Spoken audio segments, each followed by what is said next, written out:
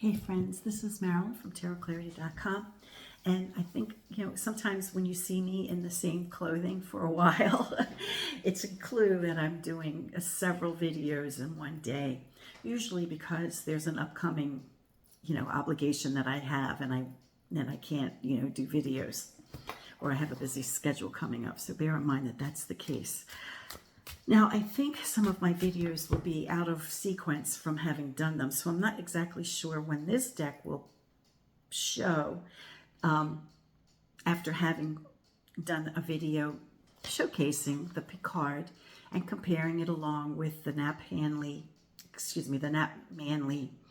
deck with the El Gran Tarot Esoterico, and then what was the other one? The Crystal Tarot. So I'm not sure where this will fall in line, but I did make a commitment, and I commented in that video that I will be using this deck with some frequency because it's just so pretty. And I don't know why I put it aside all these years. I guess I felt intimidated by not understanding every single thing that was intended to be understood. But I understand the meanings of the cards, and the only adjustment I feel that I have to make is to recognize that swords is air, and, that swords is water, and that cups are air, and just make it idiot-proof to remember that, because the pictures are abundantly clear that you'd never forget. Anyway, one of the things I mentioned in that other video, and I'll say it again here, is that I have purchased the translation of the book that Picard wrote himself regarding his deck. So I guess it's safe to say that in the coming weeks, you could look forward to a study video with Picard's deck and his intentions in his own words. I'll use his own words. Well, his own book. So that's something to look forward to, and I hope I can pull it off. So let's get to it. Flip the camera, and I think I'll do a signature spread for the first time using this beautiful deck to see how it looks with 13 cards, and hopefully the message will come through loud and clear despite the differences in how I perceive two of the suits. Okay, this is an interesting question that I put to the universe. What is the most deceptive thing that is occurring in American politics at the moment? Today is Monday, and it's slightly after 1 o'clock in the afternoon. What is the one thing in American politics currently that is highly deceptive? Oh, okay. That's very interesting. Very interesting. Okay, 2, 4, 6, 7th, health and well-being. So we see the stability of something going on underneath, below the surface, to allow for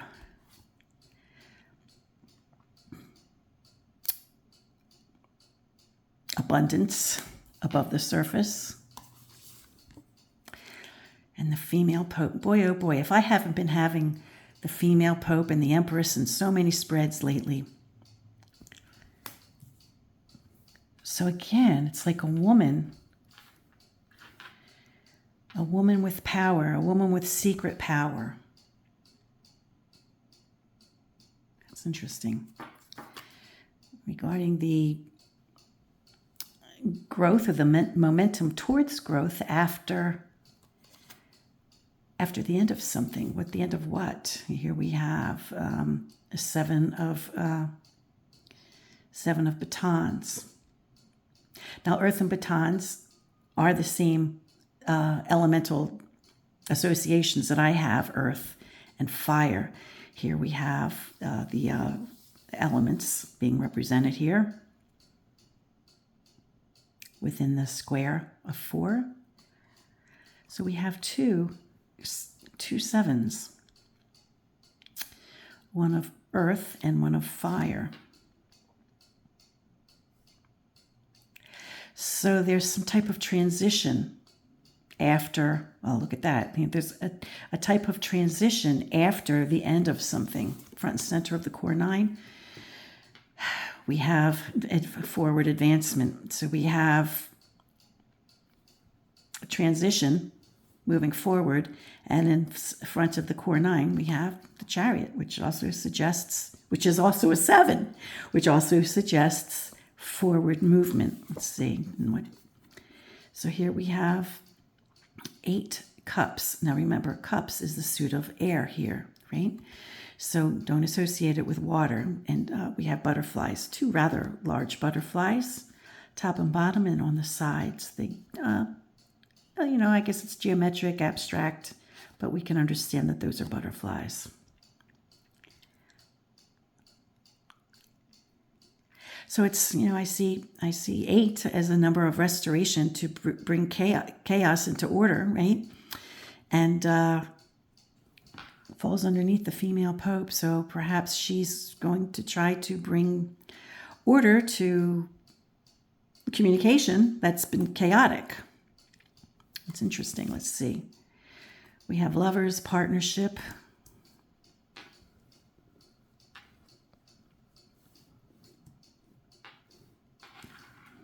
In this representation, I need to mention that it could also mean options and choices, vice versus virtue. And we have, this, the Cupid's arrow pointing to the detriment of, vice. Perhaps Cupid or the powers that be are encouraging the young man to go for another choice, but his instinct is to go here. But at any rate, I digress. I'm over analyzing the card. We can't discount the fact that other than partnership, it could also just suggest a choice between 2 things, 2 camps, 2 ideals. Oh gosh, is this 10? Yeah, I think we have 10. So we have 5 below and 5 above. And this is water, so it's completion.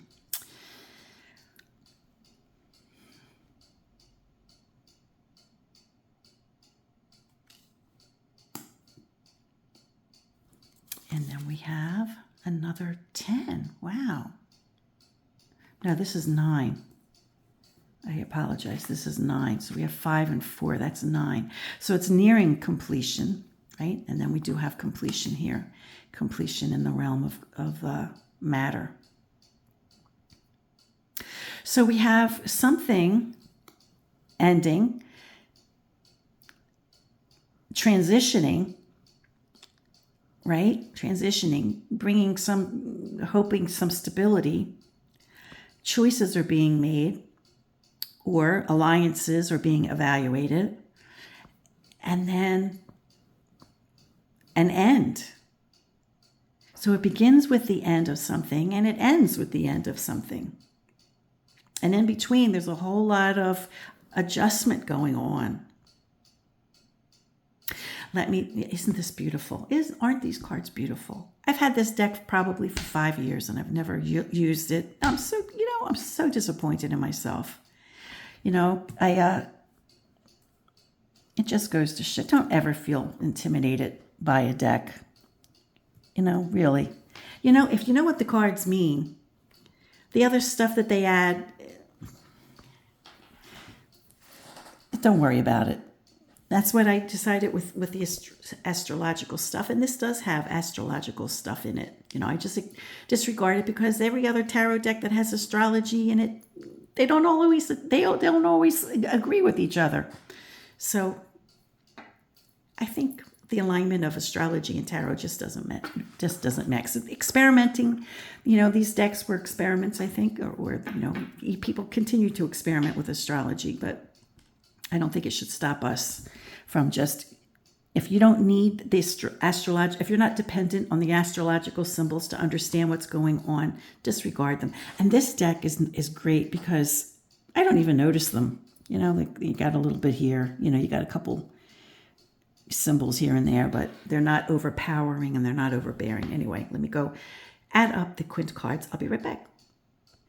Now, would you look at this? We have 2 quint cards at the Fool. Then we have the addition of the Empress, which is an addition to the female Pope. And then the quint for the entire spread is the Empress.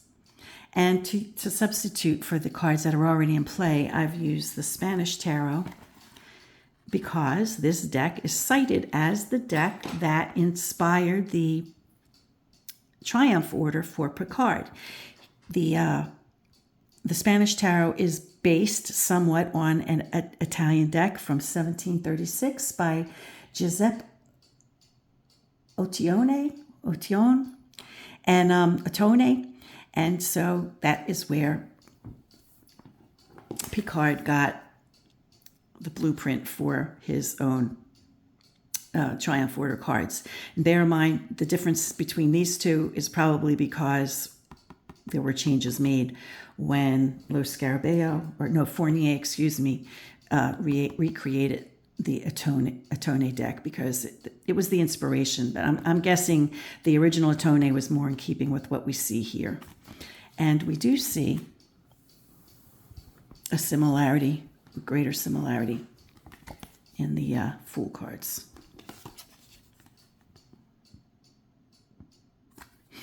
Which don't vary all that much in the TDM canon. Okay.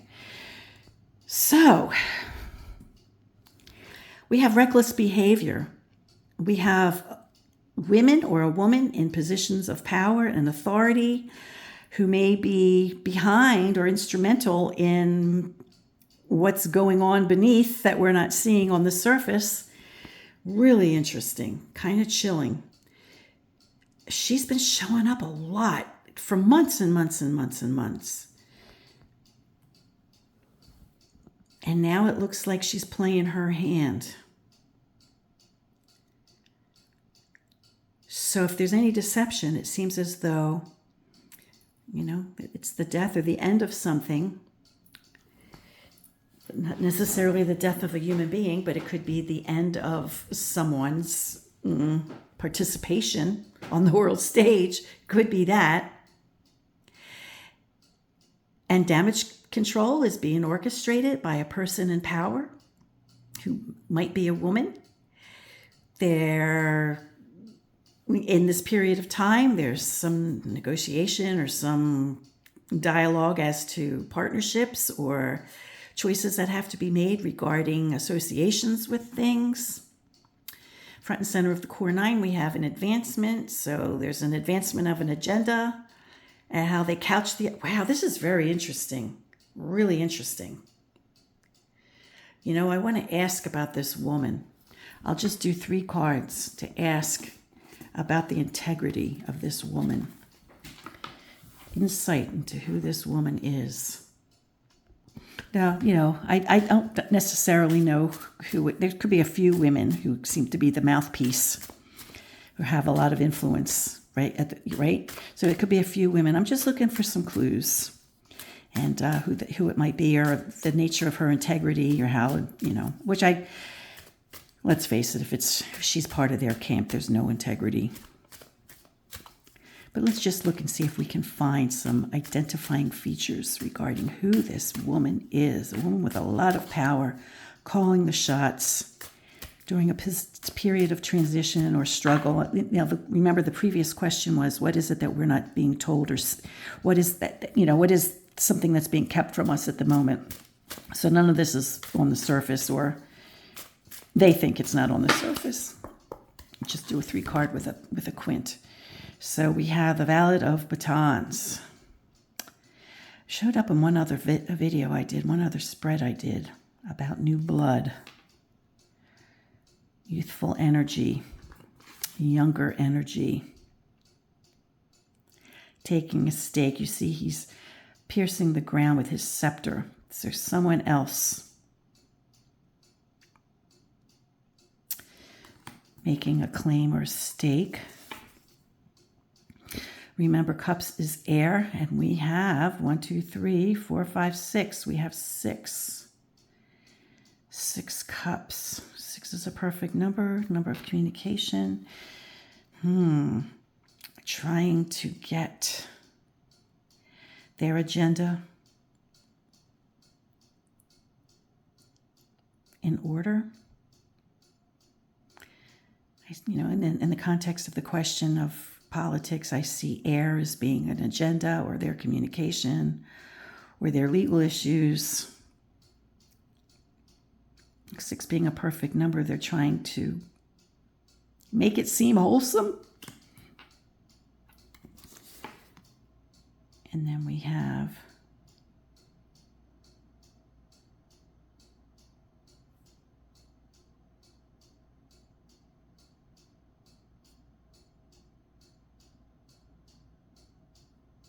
five coins. Is that what that is?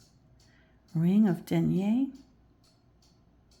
I'm having a hard time understanding what that is, but there looks like there's 5 coins. So, and there's a star, which has 5 points. So, I'm receiving the message as though it's 5. So it's instability of the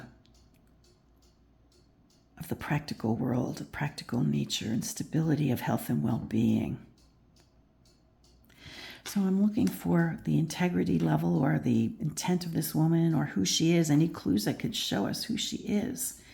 So she's younger, okay? She's younger and she's eagerly trying to put a stake in. She's ambitious. She's ambitious. And she's trying to put a positive spin on the agenda.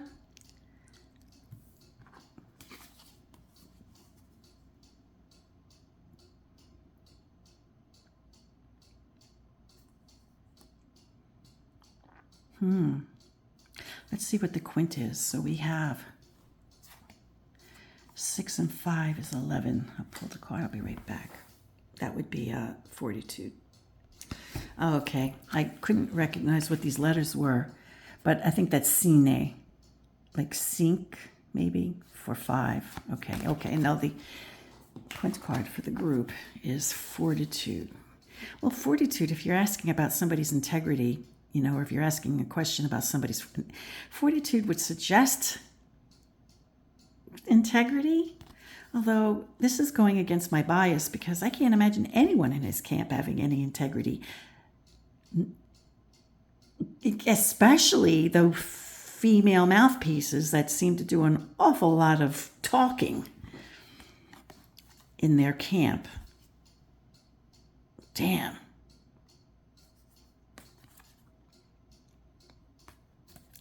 Well, maybe they think she's the best shot they got. I don't know. Well, she's, now she's also very aggressive and forceful. And we have, someone who is aggressive and forceful, young, very young, ambitious. These 2 cards could be seen beginning and ending the spread, describing perhaps ambition. My bias suggests that there is a lack of integrity. That's my bias. If we know everyone in their camp, we know that there's no really there that has any integrity with moral fortitude. So I am inclined not to understand this as moral fortitude, but more of aggression, ambition in the context of the question. And then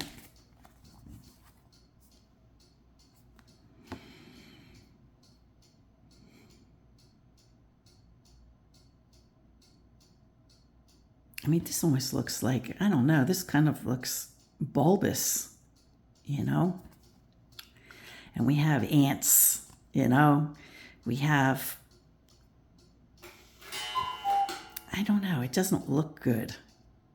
It just looks like,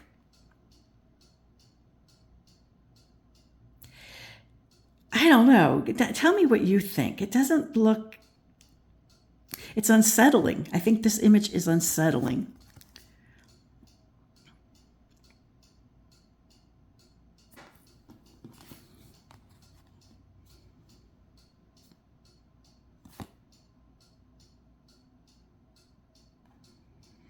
We have air and earth. They don't get along together. We have to remember that this is air and this is earth. Air and earth don't get along. So there's conflict, there's agitation, it's a perfect number, perfect opportunity, but something about it isn't good. So who is she? She's a young, ambitious person. Young, ambitious person who conflicts surrounding her, so maybe she's not being supported. Maybe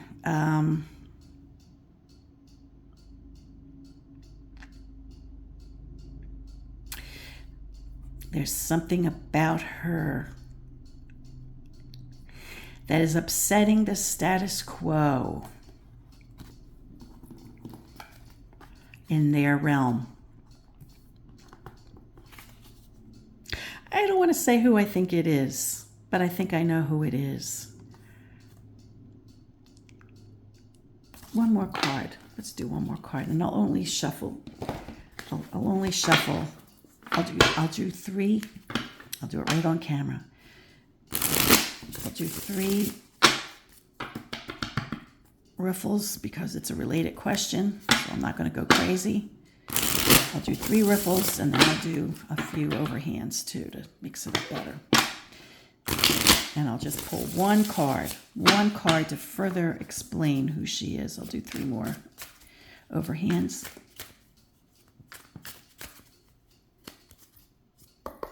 Who is she? Ooh. She's deceptive. She's someone not to be trusted. The other route we could go is that she's also mentally ill, which wouldn't surprise me. Yeah, so there we have it. Someone who's not to be trusted. Well, I could have told you that. Until next time, friends, peace, stay well, be kind, and be brave with these days coming.